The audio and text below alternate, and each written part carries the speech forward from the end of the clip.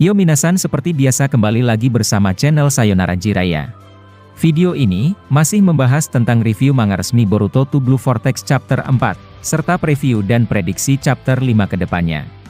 Tapi sebelum itu, seperti biasa gunakan headset untuk menonton video ini agar suaranya terdengar lebih jernih dan jelas.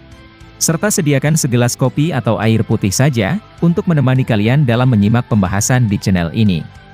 Jadi gak usah banyak basa-basi lagi dan mari langsung saja kita bahas bersama-sama tema hari ini.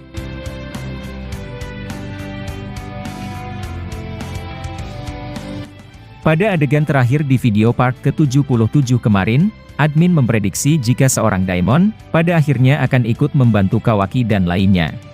Para 4 Shinju tersebut akan menyapu rata semua shinobi yang di tubuhnya memiliki sebuah cakra untuk diserap. Ancaman yang mereka bawa tentu membuat semua orang khawatir. Dan sekarang, mari kita lanjut pembahasannya pada video part ke-78 ini. Adegan pertama memperlihatkan seorang Eida yang sedang menghubungi Kawaki. Dengan ekspresi serius Eida lalu berkata, "Kawaki, meskipun kau menerima kerja sama Boruto, jangan sampai semuanya berantakan. Kita tetap harus merahasiakan bahwa Zeno milikku akan selalu bisa dipertahankan." Kawaki hanya mendengar ucapan Eida saja karena dia tak bisa membalasnya di depan Boruto dan lainnya. Sementara itu, adegan beralih ke seorang Shikadai yang mengaktifkan teknik bayangannya. Dengan teknik itu, dia kemudian langsung mengikat bayangan dari Shinju versi wanita. Wanita tersebut menyadari bayangan Shikadai dan dia kemudian membuat tanah di sekitar Shikadai langsung mencari seperti air. Shikadai terkejut dan dia akhirnya batal melancarkan sebuah serangan. Boruto yang melihat itu kemudian berkata, "Itu masih terlalu lemah Shikadai. Kita harus memisahkan mereka karena mata rinnegan mereka saling terhubung dan bisa melihat semua gerakan kita." Kemudian adegan memperlihatkan seorang Kawaki yang tiba-tiba mendapat laporan dari Shikamaru. Ternyata, Shikamaru telah memiliki sedikit rencana untuk melawan 4 Shinju tersebut. Kawaki tampak menyuruhnya untuk segera menjelaskan kepada mereka. Shikamaru dari dalam kantor Hokage menampilkan ekspresi serius sambil berkata, "Kalian harus membuat mereka terpencar. Jika 4 Shinju selalu bersama, maka masih sulit untuk melukai atau bahkan mengalahkan mereka. Jadi beberapa dari kalian harus berusaha untuk memisahkan mereka dengan cara membawanya ke dalam sebuah dimensi." Nah, mendengar itu, Kawaki menyampaikan ke Boruto dan Koji, akan tetapi Koji menolak rencana dari Shikamaru. Menurut Koji, tak ada gunanya memisahkan mereka apalagi membawanya ke dimensi lain. Koji kemudian berbicara ke Shikamaru melalui alat komunikasi dari Kawaki. "Hei Tuan Hokage, limiter yang 4 Shinju miliki adalah kelemahan dari rencana yang telah dirimu buat. Aku tak mengira membawa ke dimensi lain merupakan rencana yang bagus. Itu adalah rencana yang sia-sia karena 4 Shinju lebih cerdas daripada yang kita duga dan mereka bisa sesuka hati untuk keluar masuk dimensi menggunakan limiter itu." Shikamaru sontak terdiam sejenak, sambil menampilkan ekspresi yang sangat khawatir. Shikamaru kemudian menjawab, "Jika demikian, kita harus merelakan bahwa desa ini akan menjadi medan pertempuran untuk mengalahkan mereka." Koji lalu berkata, "Kau benar, akan tetapi, aku memiliki sedikit rencana yang perlu kita coba. Kita harus selalu bertarung dengan keempat Shinju, dalam bentuk beberapa kelompok sehingga Shinju akan selalu sibuk. Ketika mereka berempat sibuk, mata rinnegan mereka tak bisa saling mengawasi antara satu sama lainnya. Jika begitu, kita berkesempatan untuk dapat melukai atau membunuh mereka." Shikamaru kemudian setuju dengan rencananya dan sekarang, Koji telah menyampaikan rencana itu ke Boruto dan lainnya. Kawaki lalu bertanya ke Shikamaru tentang tambahan pasukan untuk menghalau Sumeaka. "Hei Shikamaru-san, kami membutuhkan beberapa shinobi untuk membantu melawan para Sumeaka yang mereka panggil, agar kami bisa fokus melawan 4 Shinju itu." Shikamaru kemudian berkata, "Baiklah Kawaki, bahwa aku akan menyuruh beberapa shinobi datang ke situ." Lalu kemudian, Koji membagi mereka ke dalam 4 kelompok. Kelompok pertama terdiri dari Koji dan seorang Mitsuki untuk melawan Shinju versi kepala botak. Sementara kelompok kedua terdiri dari Boruto dan Kawaki untuk melawan Shinju versi Ishiki. Sementara kelompok ketiga terdiri dari tim Inoshikacho, Daimon, dan seorang Sai untuk berhadapan dengan Shinju versi wanita. Sementara kelompok keempat terdiri dari Kakashi, Sarada, maupun seorang Konohamaru untuk melawan Shinju versi Sasuke. Setelah itu, Koji memerintahkan mereka untuk berpencar dan membawa masing-masing Shinju ke hutan desa Konoha. Tujuannya cukup jelas itu, agar sedikit mengurangi kerusakan yang terjadi di desa Konoha dan salah satunya, dengan menjauhkan mereka dari rumah-rumah warga. Kawaki terlihat maju lebih dulu, untuk menyerang Shinju versi Ishiki dengan begitu cepat. Sementara seorang Boruto, langsung membuat tanda segel Hiraishin, sambil menunggu Kawaki sampai ke dekat Shinju versi Ishiki. Nah Boruto yang meninggalkan tanda Hiraishin di tubuh Kawaki, memanfaatkan itu untuk berpindah ke tempat Shinju versi Ishiki. Kawaki lalu melayang di udara, dan langsung terbang ke arah orang itu.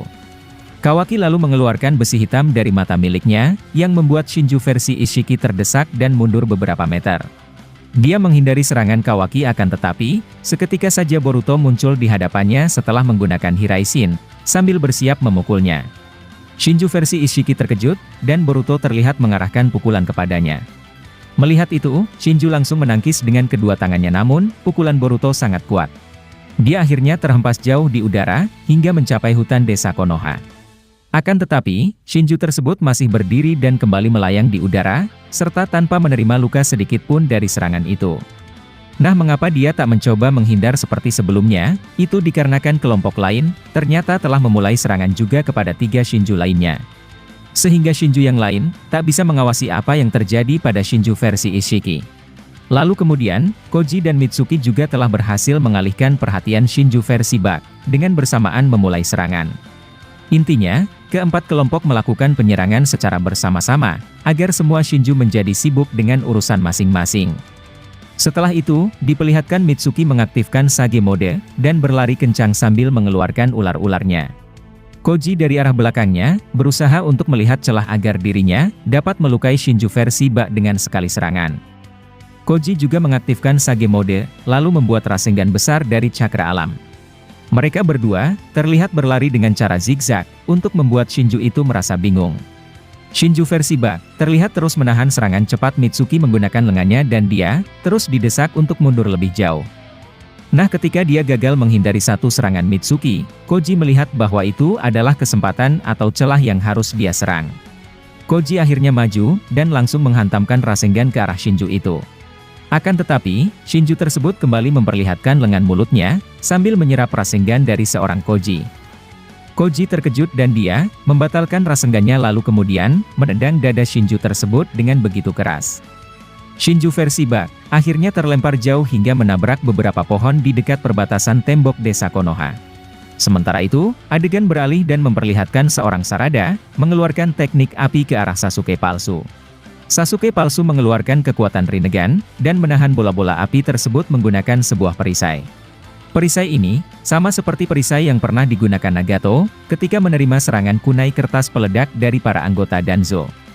Hal ini, juga pernah dilakukan oleh Madara versi Edo Tensei, saat melindungi diri dari serangan pasukan aliansi Shinobi. Kekuatan perisai tak terlihat itu, merupakan kekuatan yang murni berasal dari mata Rinnegan. Jadi, admin berpendapat bahwa 4 Shinju tersebut, pasti memiliki setidaknya 2 atau 3 kekuatan Rinnegan, yang sebelumnya telah diperlihatkan di serial Naruto. Lalu kemudian, adegan beralih ke kantor Hokage di mana seorang Shikamaru, mencoba menghubungi Kawaki bahwa bantuan telah datang. Dengan ekspresi serius Shikamaru lalu berkata, Roger Kawaki, apa kau mendengar ucapanku Kawaki? Kawaki lalu menjawab, iya, aku mendengarkanmu sekarang ini dan ada apa Shikamaru-san? Shikamaru lalu menjawab, pasukan shinobi yang kau minta tadi, sekarang telah ada dan siap kukirim ke situ. Mereka ada beberapa shinobi khusus, yang dapat membantu melawan Sumeaka sekaligus, meneliti lebih jauh tentang para Shinju itu. Kawaki lalu menyetujuinya dan sekarang, para shinobi itu pergi untuk memberantas para Sumeaka yang tersisa. Kemudian, Boruto bertanya tentang Shikamaru, mengenai apakah dia akan datang ke sini juga? Kawaki lalu menjawab, tidak. Dia harus tetap di sana karena jika dia datang ke sini, akan sulit untuk bertarung sambil melindungi beberapa orang. Boruto lalu meminta untuk bicara kepada Shikamaru. Boruto kemudian berkata, setelah 4 Shinju ini selesai, aku mohon bahwa Anda harus mencabut kebijakan untuk memburu Paman Sasuke.